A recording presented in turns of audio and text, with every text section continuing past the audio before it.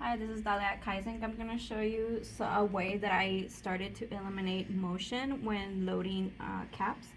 So the way that I would do it was put it in how it goes and then kind of go based on the edge of this hoop right here, and then just keep twisting, and then you kind of feel like the dent where it would like clip on, where it would lock.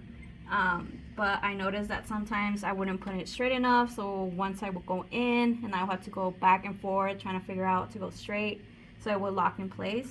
So now what I do is I put it in, and then I get like the center of the hat and also the needle that where it's gonna land on, because I already know it's gonna be centered to the hat.